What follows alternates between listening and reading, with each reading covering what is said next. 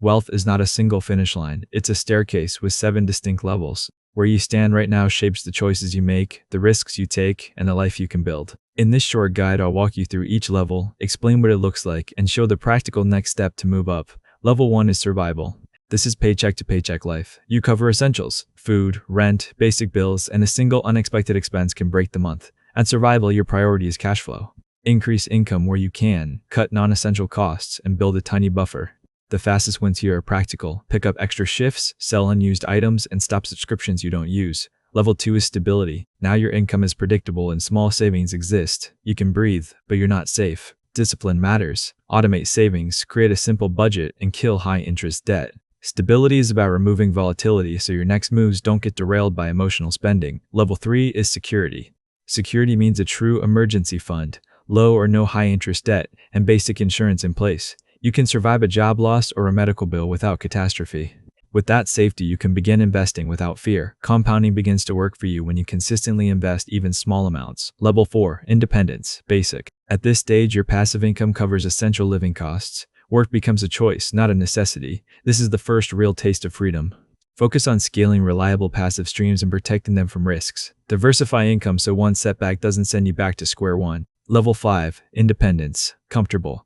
Your passive income now funds more than basics, travel, hobbies, and a lifestyle you enjoy. The danger is complacency. Keep growing returns with smart allocation, tax planning, and investments that outpace inflation. Think long-term and protect your purchasing power. Level 6 is freedom. Freedom means you can pursue passion projects or start initiatives purely for impact. Money doesn't dictate your time. The work at this level is stewardship. Run your wealth with governance, hire teams, and set up structures that let your influence scale beyond you. Level 7 is abundance.